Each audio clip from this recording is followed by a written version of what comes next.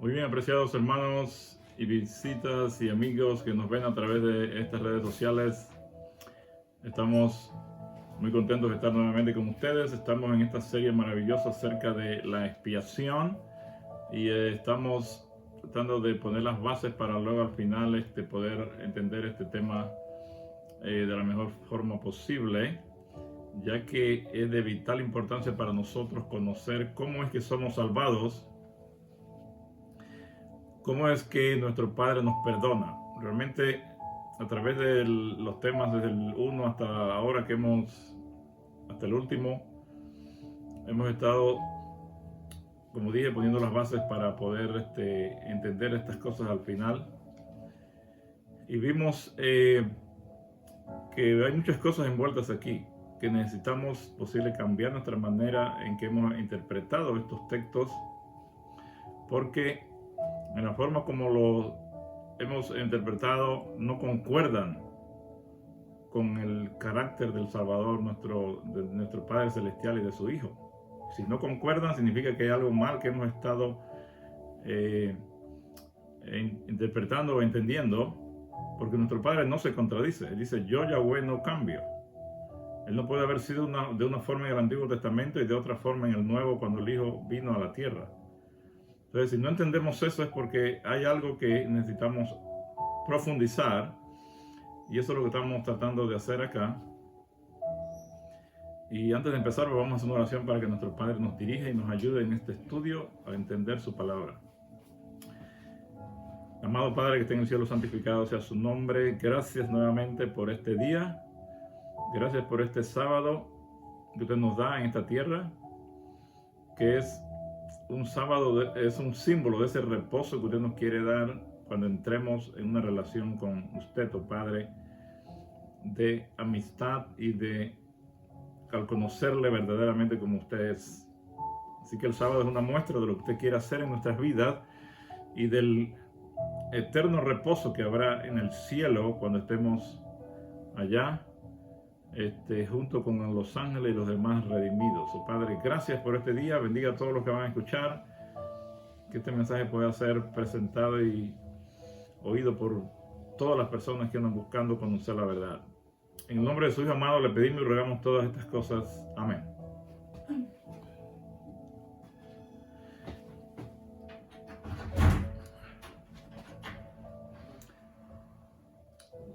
Muy bien, hermanos y amigos, entonces vamos a empezar con este tema. En esta ocasión vamos a estar estudiando acerca de Guillermo Miller, el continuo y la abominación desoladora. Sabemos que Guillermo Miller tuvo mucho que ver en el principio de la historia de la iglesia adventista, y aunque él no fue un adventista nominal realmente, porque todavía la iglesia no se había formado, pero él empezó este movimiento de preparar a la gente para el segundo advenimiento, y él formó las bases para que el mundo despertara, saliera de ese sueño en que estaba y pudiera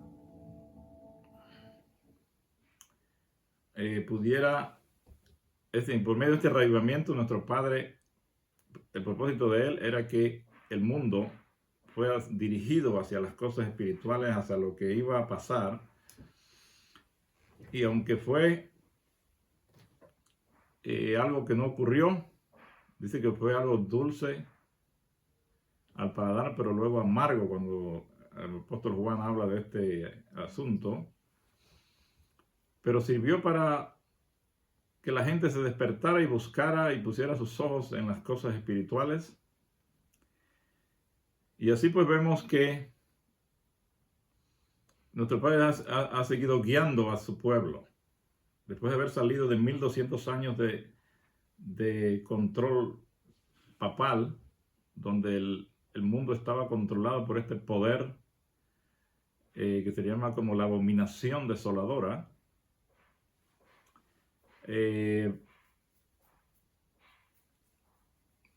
En 1798 termina ese periodo y hay un despertar religioso por medio de la segunda venida, de este mensaje de la segunda venida de nuestro Salvador. Vamos a ver algunos detalles importantes acerca de Guillermo Miller, cómo él interpretó este versículo Daniel 8:14, que es uno de los versículos clave para esto del santuario. Y vamos a ver algo muy interesante, porque algunas veces este versículo, al traducirlo, no se traduce en la forma más correcta y por eso hay dudas al respecto y no se entiende bien lo que está sucediendo allí.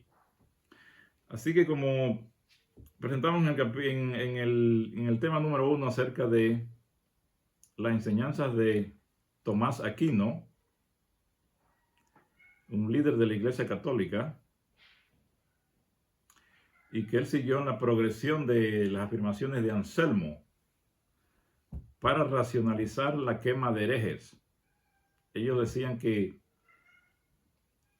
Dios había sido ofendido grandemente por el pecado, que este insulto hacia Dios había sido tan grande que solo Él, que es Dios, puede brindar satisfacción. Así que vino Dios por medio de su Hijo para que el Hijo pagara pues ese daño tan grande que se le había hecho a Dios. Y entonces así era la única forma de apaciguar a Dios y que Él pudiera perdonar al pecador. Sin embargo, nosotros vimos en Éxodo 20, 34, 6 y 7 que Dios dice que perdona la iniquidad, la rebelión y el pecado. No hay ninguna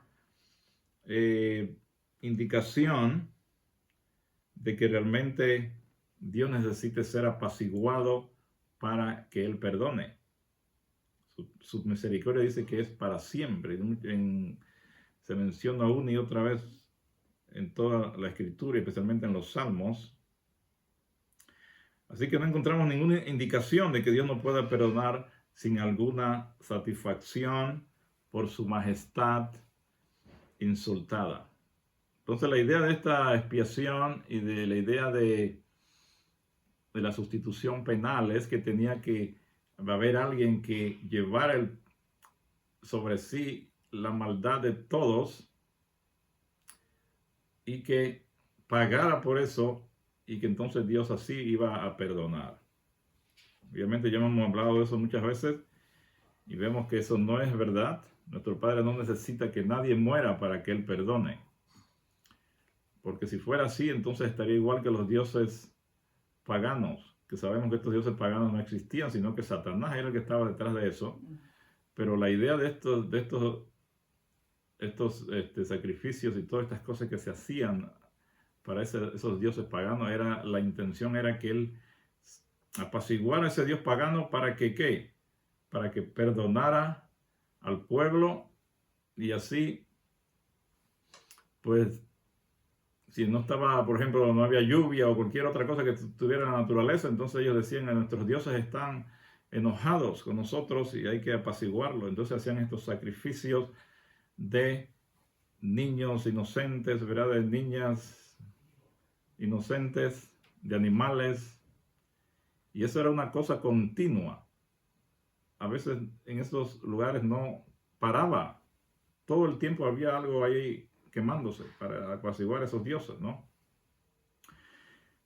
Entonces vamos a ver,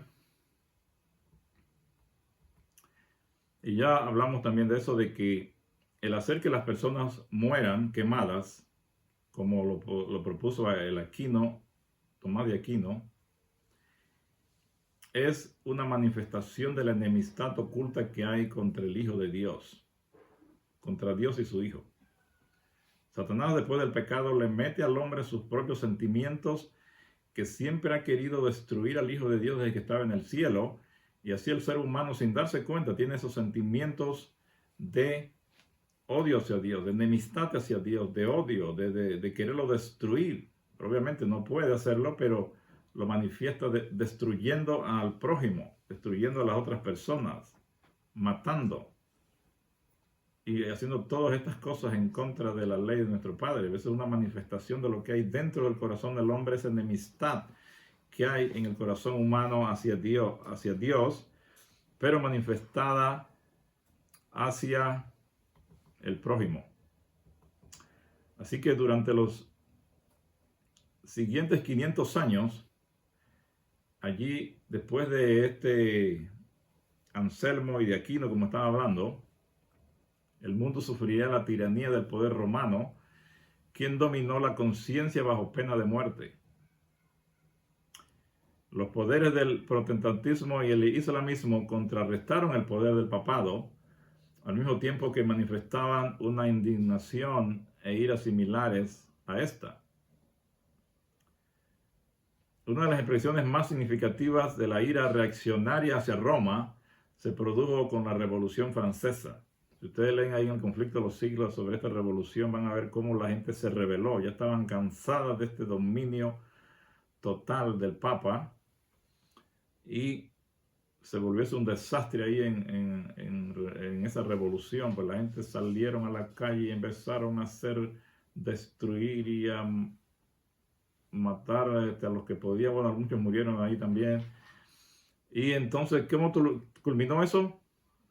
Con el mismo emperador Napoleón, ¿verdad? Dice que mandó a apresar al Papa por medio del general Berthier, y el 15 de febrero de 1798 se llevaron prisionero al Papa. Imagínense, al líder supremo, que la gente lo consideraba un dios en la tierra, como decía la profecía, fue llevado cautivo en el año 1798, después de 1260 años de dominio papal, que empezó en el año 538 y termina exactamente 1260 años en el año 1798.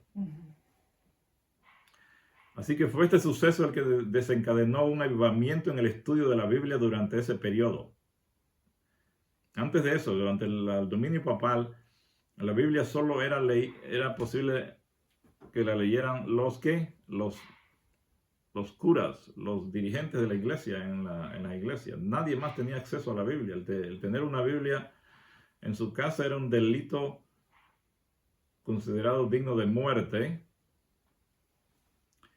Pero cuando termina ese periodo y el Papa se lo lleva en cautivo, entonces vemos allí cómo la Biblia se empieza a diseminar. Se formaron, se construyeron casas editoras y empezaron a producir la Biblia en Alemania, en Inglaterra, Suiza y en muchos lugares europeos. Se empezó a producir este libro maravilloso, la Biblia, y en todos los idiomas.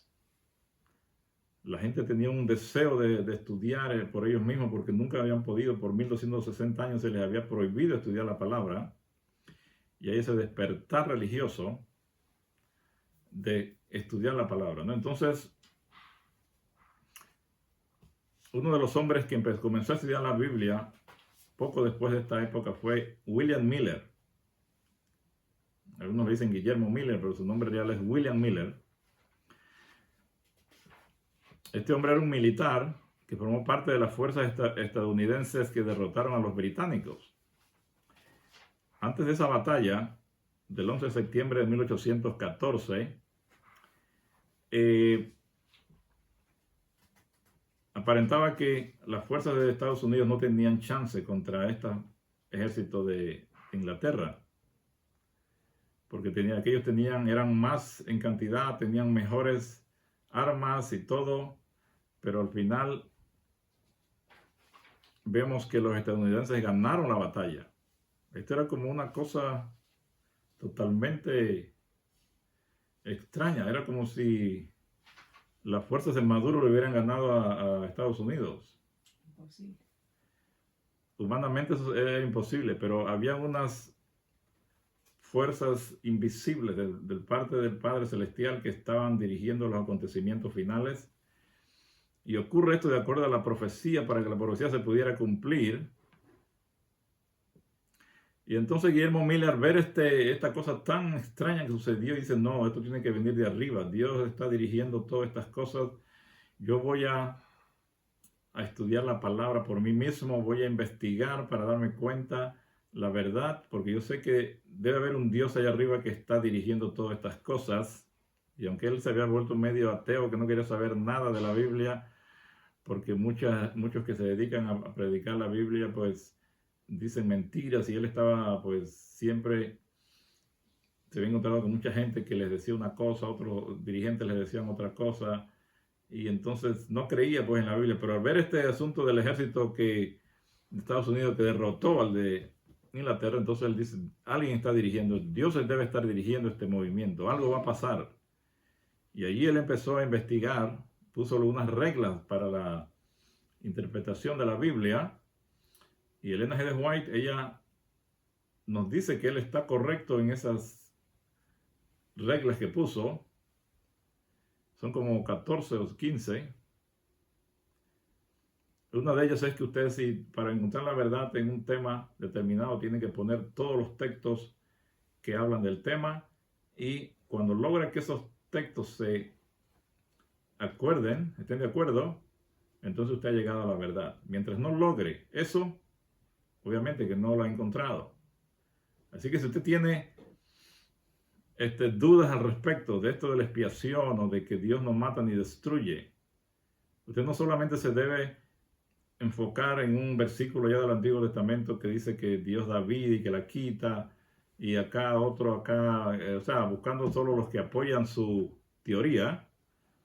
Para poder llegar a la verdad, tiene que ponerlos todos juntos los que hablan de esto.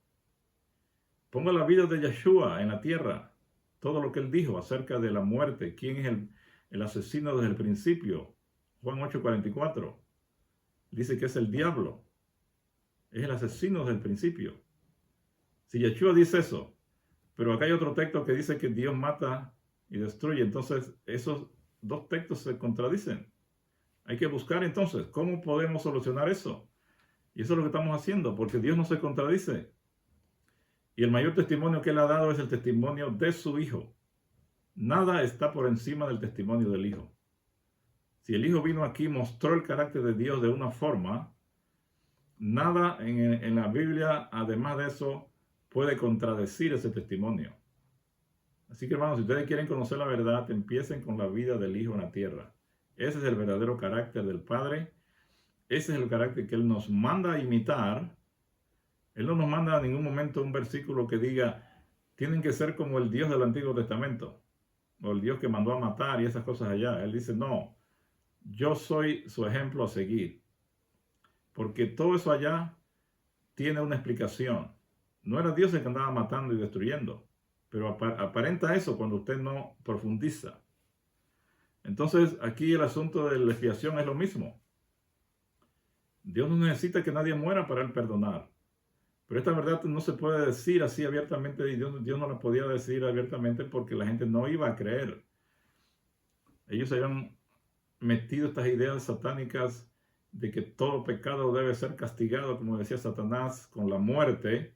Y si Dios no castiga al pecador, entonces eso no es un Dios de verdad y justicia. Eso es la justicia de Satanás, donde la persona tiene que pagar. Y que Dios es el que supuestamente le va a hacer pagar. Pero eso no es bíblico.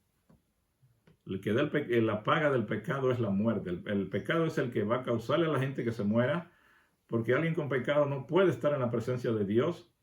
Su gloria, que es su carácter maravilloso, causa que la persona que tiene pecado no puede estar delante de él. Pero no porque él quiera destruir y matar a la persona, sino porque su carácter le causa a la persona un daño, un estrés, así como Yeshua murió en la cruz, como dice Elena G. White, que no murió por los lanzazos que le dieron, ni por nada, los golpes, ni nada de eso, sino ¿por qué? Por una angustia mental, por un dolor tan tremendo en el corazón que le causaron la muerte. Dice ella, fue muerto por los pecados del mundo que estaba llevando sobre sí. Esos pecados le produjeron ese dolor interno que le rompe el corazón, de la presión y de todo. Así por eso le estaba boteando gotas de sangre en el huerto. Entonces, hermanos, la profecía de Daniel dice, hasta 2300 tardes y mañanas y el santuario será purificado. En la época de William Miller, muchos eruditos, y aún todavía en el presente, entienden que ese pasaje se refiere al poder del cuerno pequeño descrito en Daniel 11. Ese cuerno pequeño, ellos dicen que se refería a Antíoco Epífanes en el siglo II antes de Cristo. ¿Quién es ese Antíoco Epífanes? Ese era un rey Seleucida de Siria, por allá, ¿verdad? Antíoco IV Epífanes fue un rey Seleucida que gobernó entre el año 175 y 164 antes de nuestro Salvador. Y es famoso por su persecución del pueblo judío. Y luego hizo algo muy serio.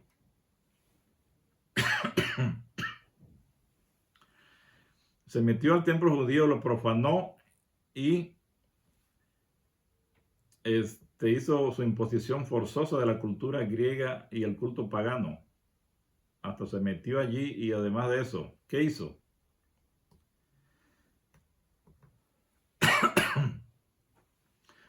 Perdón. Colocó un altar pagano al dios griego Zeus y sacrificó un cerdo en el altar de los sacrificios del templo de Jerusalén, imagínense. Así que ese Epífanes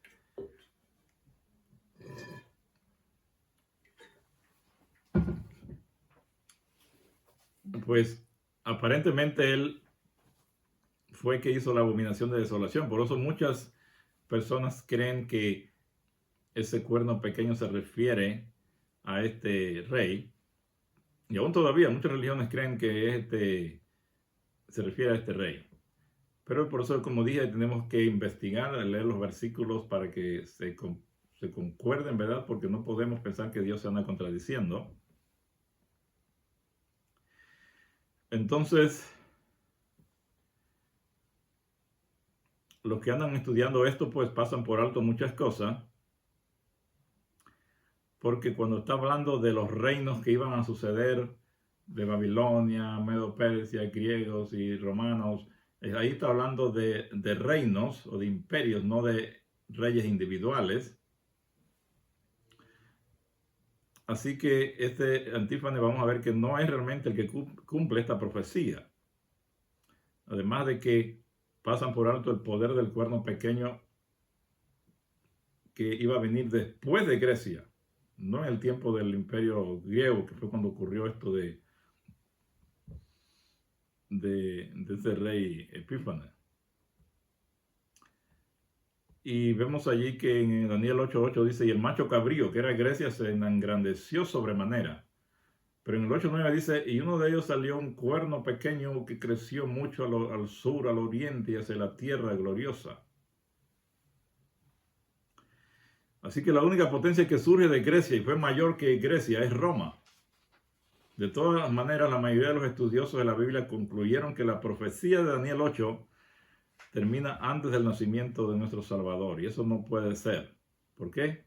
Porque nuestro Salvador, cuando estaba aquí antes de irse, él dijo, estaba hablando de lo que iba a suceder en el futuro.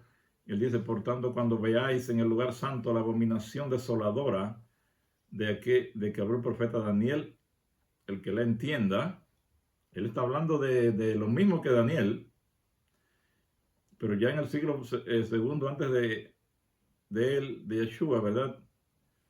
Era que había ocurrido esto del rey Epífanes. Entonces, no podía referirse a él.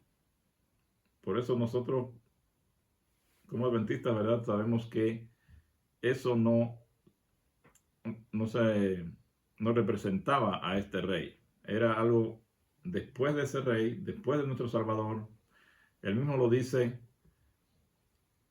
claramente cuando viereis a Jerusalén rodeada de ejércitos, sabed entonces que su destrucción ha llegado. O sea, todavía no ha llegado. Jerusalén, eso ocurrió en el año 70.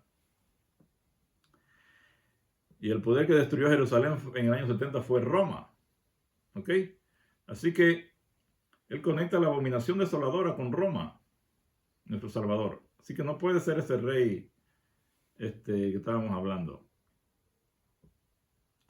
En Daniel 8:13 dice, entonces oía un santo que hablaba a otro y otro de los santos preguntó a aquel que hablaba, ¿hasta cuándo durará la visión del continuo sacrificio y la prevaricación asoladora, entregando el santuario y el ejército para ser pisoteados. Entonces, el hecho de que nuestro Salvador se refiera a este poder como futuro al momento de hablar con sus discípulos, prueba que lo que Daniel escribió no podría estar relacionado con los eventos del siglo II antes de Yeshua, de nuestro Salvador, con Antíoco Epífanes. ¿Ok? Obviamente no se refería a ese incidente allá con Antíoco que llegó y contaminó el santuario. Ahí llegó al templo y puso un altar y sacrificó un animal inmundo para los judíos, ¿verdad? Un cerdo, ¿no? Entonces, este dato pone mayor énfasis en la pregunta ¿hasta cuándo? De Daniel 8:13, porque ella se extiende mucho más allá del siglo II antes de nuestro Salvador, dejando atrás el nacimiento de Yeshua y la destrucción de Jerusalén, penetrando al futuro. O sea que todavía estaba en el futuro después que Yeshua estuvo aquí. Entonces, ¿por cuánto tiempo durará esta terrible historia? Le preguntó un santo a otro santo, ¿verdad? La respuesta a esta pregunta implica comprender que en el continuo sacrificio y la prevaricación desoladora, o sea, ¿qué es eso? Necesitamos entender qué es el continuo sacrificio y la prevaricación desoladora. Para poder entender ese versículo, es necesario que podamos entender estas dos cosas. ¿Qué es el continuo sacrificio? ¿Y qué es la prevaricación desoladora? ¿Y por cuánto tiempo son hollados el santuario y el ejército? Esas son las preguntas claves que vamos a tratar de contestar aquí por hoy. Así que vamos a avanzar en este estudio para saber estas respuestas a estas tres preguntas. Así que los traductores de la versión Reina Valera, como sabemos, las traducciones entre veces no traducen bien como debe ser, y por eso nosotros debemos investigar más profundo, ir a la original, por eso es la concordancia Strong, que es un diccionario donde se han usado estas palabras originales y tienen todos los significados que esa palabra tiene. Entonces el traductor escoge la que a él le conviene, escoge una de las traducciones o una de las palabras del significado de ella, pero esa palabra pues no concuerda con lo que posible nuestro padre quería decir o que era la intención original, y por eso usted puede irse equivocadamente en otro sentido porque el traductor no usó la palabra adecuada. Entonces, en la Reina Valera se le añadió la palabra, cuando dice el continuo, ella le agrega la palabra sacrificio, que eso no está en el original. Esta añadidura presupone que los eventos descritos aluden a un ataque del sistema de sacrificios de Dios. Entonces, cuando usted ve eso, que iba a atacar al continuo sacrificio, ¿usted cree que entonces se está refiriendo a que es un ataque al sistema de sacrificios que Dios había establecido con los israelitas? No, que es un elemento central del santuario judío. Y sí que 3 veces en ese versículo, en esa cita allí de Daniel 8, 11 al 13, se le agrega esa palabra, sacrificio. Ella solo que continuo, pero ellos le agregan ahí a la palabra sacrificio. Ahí dice, aún se engrandeció contra el príncipe de los ejércitos y por él fue quitado el continuo sacrificio. Luego más adelantito dice, y a causa de la prevaricación le fue entregado el ejército conjunto con el continuo sacrificio. Y más adelante en el versículo 13 dice, ¿hasta cuándo durará la visión del continuo sacrificio y la prevaricación asoladora, entregando el santuario y el ejército para ser pisoteados? Entonces veamos cómo Miller, él aborda la cuestión de los sacrificios de la siguiente manera. Primero él dice, este es en un libro que él escribió, dice, primero el continuo sacrificio. Algunos pueden entender que esto se refiere a los ritos y ceremonias judíos y otros a los ritos y sacrificios paganos, porque ahí no está diciendo cuál de los dos. Entonces dice, sigue Miller diciendo, siendo que tanto los judíos como los paganos hacían sus ritos y sacrificios tanto por la mañana como por la tarde, y sus altares se mantenían humeando con sus víctimas de bestias. No solamente los paganos hacían eso, sino también los judíos hacían eso. Dice, y preservaban un fuego sagrado en sus altares y templos nacionales dedicados a las diversas deidades o dioses. Podríamos estar confundidos a cuál de ellos aplicar esta expresión figurativa, si el texto y contexto no hubieran explicado su significado. Entonces, solo por ese texto no podríamos saber a cuál de los dos se está refiriendo, si a los paganos o a los del pueblo de Israel. Entonces dice él, sigue diciendo él, es muy evidente cuando examinamos cuidadosamente nuestro texto, que debe entenderse como una referencia a los ritos paganos y papales, ya que va junto con la prevaricación desoladora. O sea que dice él que es evidente que como la prevaricación desoladora es la que está actuando allí y que iba a venir a quitar estos ritos paganos, estos se está refiriendo a los ritos paganos de las naciones paganas, no a los ritos, no al sacrificio que hacía el pueblo de Israel, ¿no? Dice, ya que va junto también con la prevaricación desoladora y realiza los mismos actos que se atribuyen a la abominación papal. O sea que tiene que ver con la abominación papal. Dice, entregando el santuario y el ejército para ser pisoteados. O sea, en este caso podemos decir que se está refiriendo esto a los sacrificios de los paganos, no los sacrificios que se hacían en el templo de Jerusalén, de Dios. Dice aquí, Apocalipsis 11:2, pero el patio que está fuera del templo déjalo aparte y no lo midas, porque ha sido entregado a los gentiles, y ellos hollarán la ciudad santa 42 meses. Que son los 2 años y medio, los 3 años y medio, que es lo mismo del tiempo de que hubo los 1260 años de dominación papal. Este último texto solo hace referencia a la bestia papal, que es la imagen de la bestia pagana, pero el texto en consideración hace referencia tanto a lo pagano como a lo papal. Es decir, el versículo se podía leer mejor de esta forma. ¿Hasta cuándo la transgresión pagana y la transgresión papal hollarán el santuario y el ejército?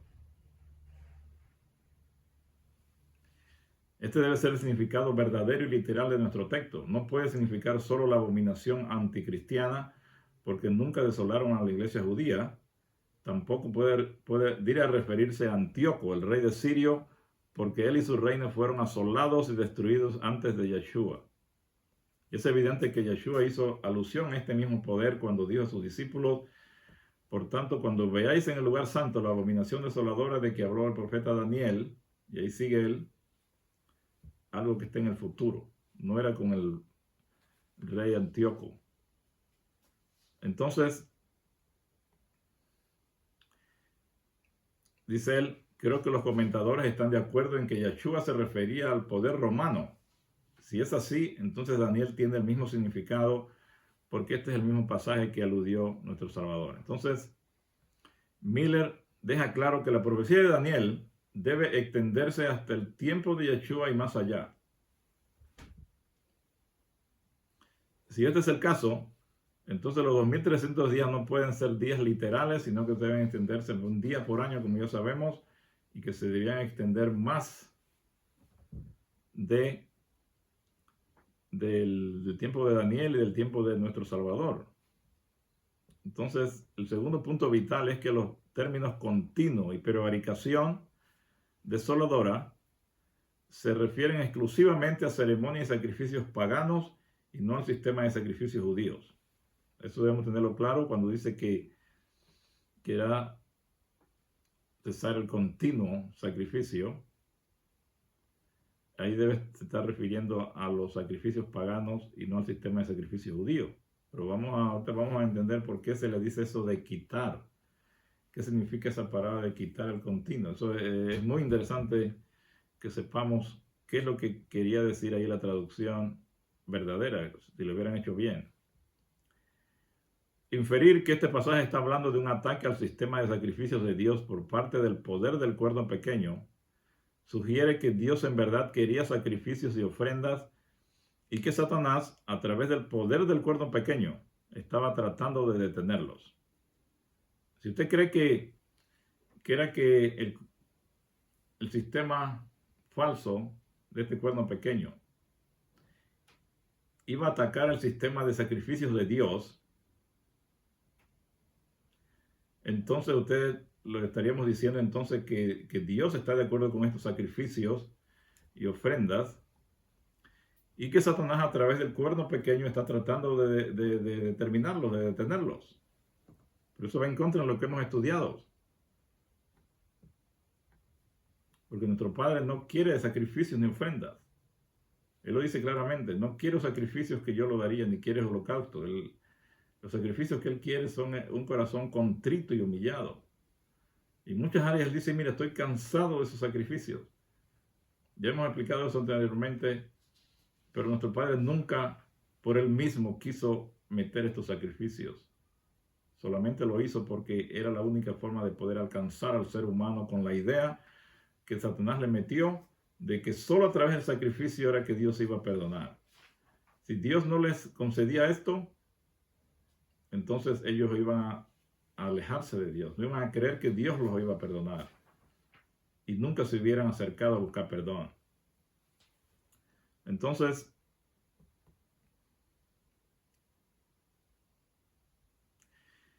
Dios en verdad quería sacrificios y ofrendas y que Satanás a través del poder, o sea, eso es lo que se cree. Si usted cree que es el cuerno pequeño que va a tratar de parar los sacrificios y que eso es lo que quiere decir, entonces usted está diciendo que Dios quiere sacrificios y que es Satanás a través del cuerno pequeño que está tratando de detenerlo. Pero ya vimos que eso no es y lo vamos a comprobar más adelantito. La idea de que el cuerno pequeño es Antíoco Epífanes refuerza la noción de que Dios deseaba sacrificios. Si nosotros creemos que, o la mayoría de religiones, creen que el cuerno pequeño era ese Antíoco Epífanes que vino a Jerusalén y trató de destruir y hacer sacrificios inmundos allí con este cerdo, ¿no? Entonces alimenta el error de una justicia falsa que exige la muerte. Entonces aparenta que es que los sacrificios era lo que Dios quería y que Satanás los está tratando de eliminar. Pero eso va en contra de lo que hemos dicho hasta ahora.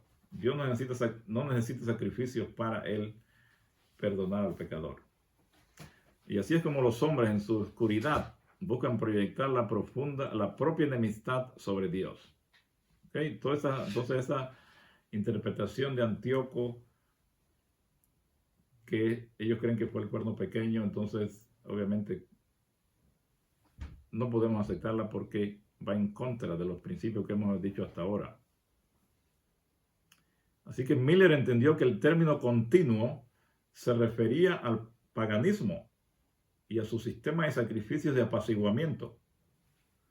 ¿Ok? Esos son los sacrificios que deben cesar.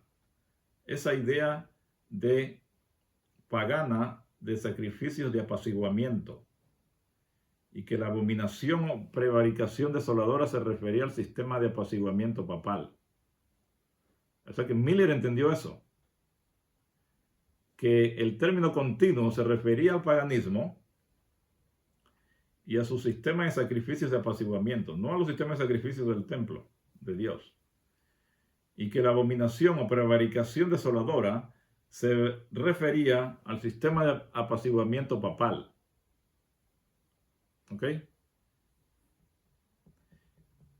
Vamos a ver esto más clarito más adelante. La manera en que operaron estos dos poderes se encuentran en Daniel 8:11, donde el poder continuo es quitado por la prevaricación asoladora.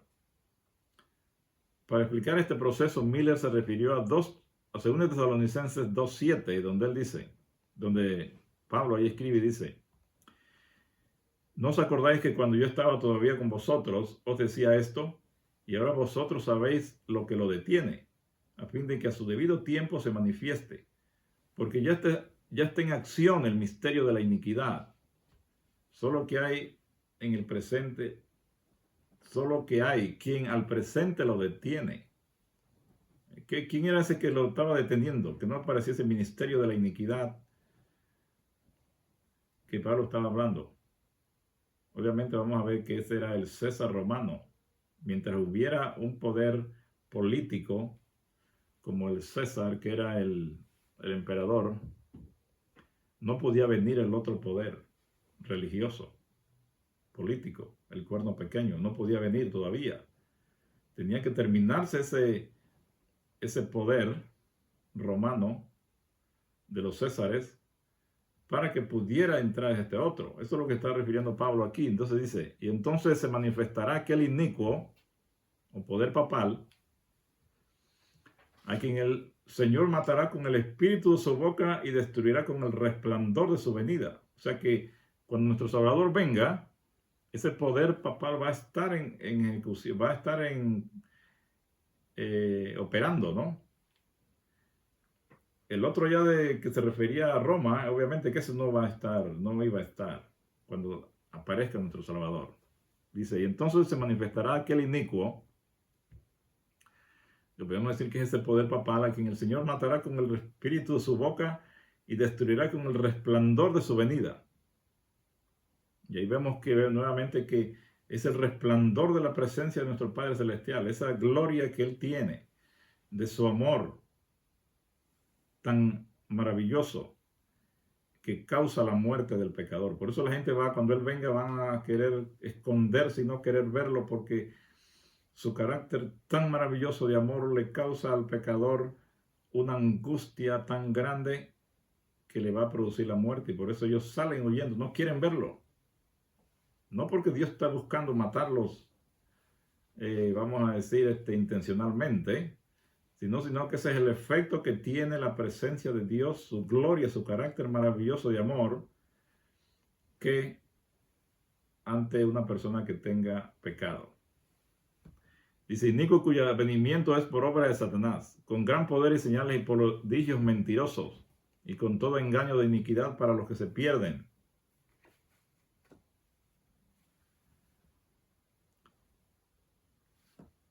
Por cuanto no recibieron el amor de la verdad para ser salvos. Aquí Pablo muestra claramente que había una abominación en acción entonces que impedía el surgimiento de la última abominación hasta que la primera fuera quitada de en medio. Entonces pues vendría la otra. Se revelaría entonces la segunda, a quien el Señor destruiría con el resplandor de su venida. La pregunta entonces sería, ¿cuándo se eliminó el paganismo? Respondo, dice él, debe haber sido después de que surgieron los 10 cuernos del así llamado Imperio Romano de Occidente, los cuales se levantarían y gobernarían una hora, dice. O sea que eso se ocurrió cuando estas 10 tribus se levantaron y fueron destruyendo a este imperio romano, y finalmente ellos agarraron el control, y por un día, por una hora, que son como 15 días proféticos, gobernaron junto con la bestia, ¿verdad? Con la bestia pagana, que era Roma, el imperio romano. Porque este cuerno pequeño surgiría o sería establecido entre los 10 cuernos, no pudo haber sido hasta después del año 1476, después de nuestro Salvador, cuando cayó el imperio romano de Occidente y se dividió en 10 cuernos. Así que esto ocurre en el 476, y vemos entonces que este poder de la bestia del cuerno pequeño empieza en el año 538, después de que ya entran estas tribus en control y el imperio romano se cae, ¿no? No podría surgir hasta que ellos, los 10 reyes, hubieran contaminado el santuario de la fortaleza, es decir, a Roma. Miller concluyó que los 2300 días eran en realidad 2300 años que abarcaban el momento desde después de Daniel hasta el año 1843, Después él tuvo que cambiarlo a los 44 porque el año 0 allí pues no se debía contar, porque pasó del año 1 antes de Cristo al año 1 después de Yeshua. Así que por eso ahí había un error de un año, por eso él entonces le aumentó al año 1844. Fue en ese momento que el santuario sería purificado o restaurado a su estado legítimo. Vamos a ver qué significa esto realmente. Llegó a esta conclusión en el año 1818. Estamos hablando de William Miller. Solo 25 años de que ocurriera esa purificación del santuario, que a su juicio era la tierra. Concluyó que la purificación del santuario era la purificación de la tierra con fuego en la venida de nuestro Salvador. Así que en su apogeo, el mensaje milerita llegó a todas las naciones misioneras del mundo proclamando la próxima venida de nuestro Salvador.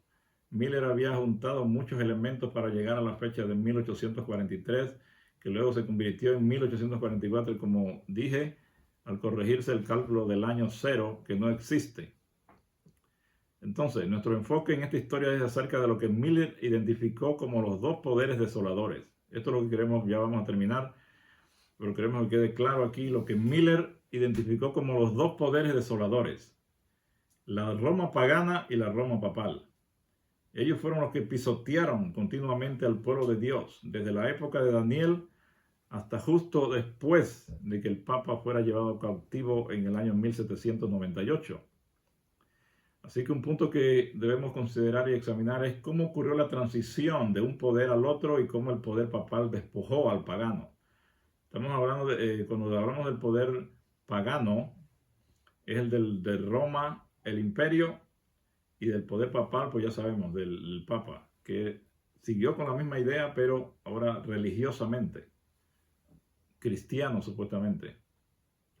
Y en Daniel 8:11 dice: aún se engrandeció el cuerno pequeño contra el príncipe de los ejércitos, o sea, Yeshua, y por él fue quitado el continuo sacrificio, y el lugar de su santuario fue echado por tierra, dice Daniel 8:11. La palabra hebrea para quitar, esto quiero que pongan atención aquí porque esto está muy importante que podamos entender. Cuando dice que iba a quitar el continuo sacrificio, ¿qué quiere decir realmente esa palabra? Porque la palabra quitar en hebreo es rum, R-U-M, o suena así, ¿no? Rum. En hebreo esta palabra se repite 2 veces en el texto y tiene el siguiente significado. Miren los significados que tiene esta palabra quitar cuando usted va a la concordancia Strong, que es la número H7311. Esta palabra significa estar elevado, elevarse o levantarse, acrecentar, alabar, hacer alarde, activo, alto, alzar, apartar, aumentar, criar, dirigir, elevar, eminencia, enaltecer, enaltecimiento, encrespar. ¿Te ven todos estos significados que tiene la palabra? El traductor agarra la que él cree que es la más correcta, pero muchas veces está equivocado. Dice exaltar, excelso, glorificar, levantar, llevar, ofrecer, poderoso, poner, quitar, reservar, tomar. Imagínense. Así que lo que el texto de Daniel realmente está diciendo, cuando ya entendemos todo lo demás que hemos dicho, es que el poder papal levantó, en vez de decir que iba a quitar el continuo sacrificio, como levantó es una de las palabras del mismo origen del rom, o rum, R-U-M, así suena la palabra en hebreo, que tradujeron como quitar, pero es más, como dije, significa todas estas cosas de levantar, alzar. Entonces lo que el texto está diciendo realmente es que el poder papal, en vez de quitar, como dice la versión, es que el poder papal levantó o alzó, que son 2 palabras también que vienen de la misma palabra original, que levantó o alzó los principios del paganismo, al mismo tiempo eliminando el marco pagano y reemplazándolo por uno cristiano. Eso fue lo que hizo el poder papal. Levantó o alzó los principios del paganismo y eliminó el marco pagano reemplazándolo por uno cristiano. Eso fue lo que iba a hacer ese cuerno pequeño. No iba a quitar un continuo sacrificio.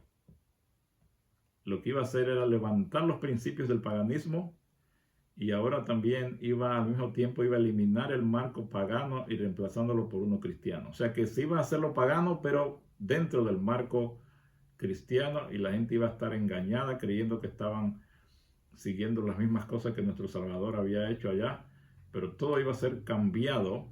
Por eso ustedes ven las fiestas que nuestro Salvador hacía, estos tipos las cambiaron por fiestas paganas.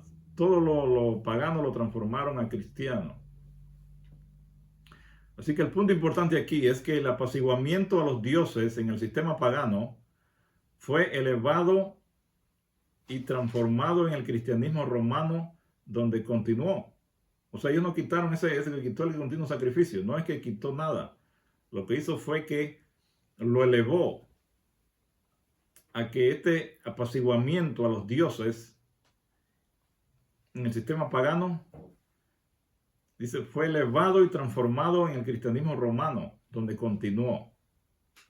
Por tanto, estas dos potencias, la Roma pagana y la Roma papal, continúan con el mismo principio de apaciguamiento mediante sacrificios.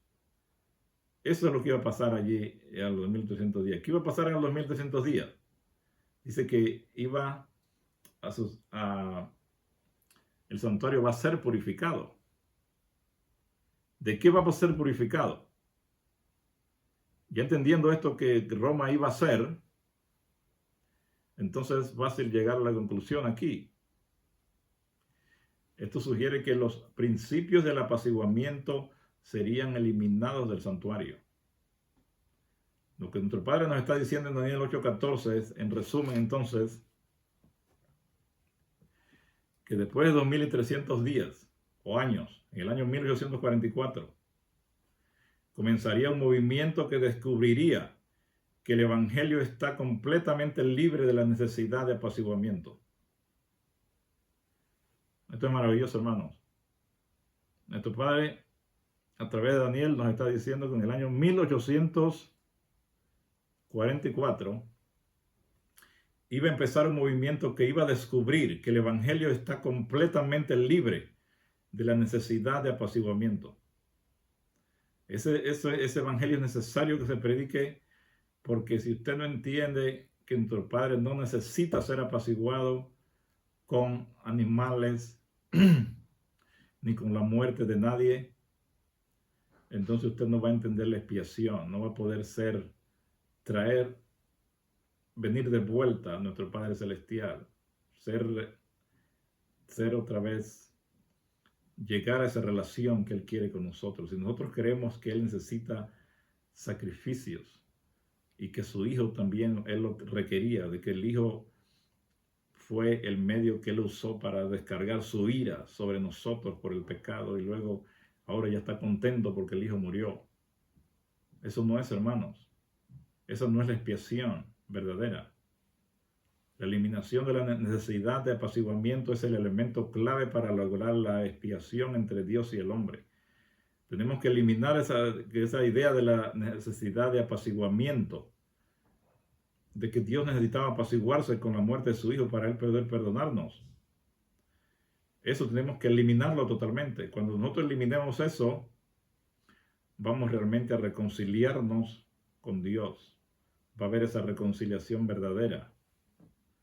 Mientras el hombre tenga esas ideas de que Dios necesita ser apaciguado, de que si el Hijo no hubiera muerto, Dios no nos hubiera perdonado, de que los sacrificios en la antigüedad eran porque Dios necesitaba que mataran esos animales para Él poder perdonar, y no entendemos que eso no era necesario, porque nuestro Padre lo hace porque era la única forma en que el hombre que creía que eso era necesario, ahora se atrevería a venir a acercarse a Él para pedir perdón. Mientras no entendamos esto, hermanos, va a ser imposible que nosotros lleguemos a reconciliarnos realmente con nuestro Padre Celestial. Y es por eso que estamos tratando de explicar este mensaje y estamos llevando algo de tiempo porque ya van muchos temas al respecto, pero la idea es que lleguemos al final a entender realmente cómo es que nosotros somos reconciliados con Dios, cuál es la expiación verdadera y que podamos realmente entenderlo para que lleguemos a ese nivel que Dios quiere de comunión con Él. Nuestro Padre los bendiga a todos y seguimos entonces el otro sábado con más. Hasta la próxima entonces.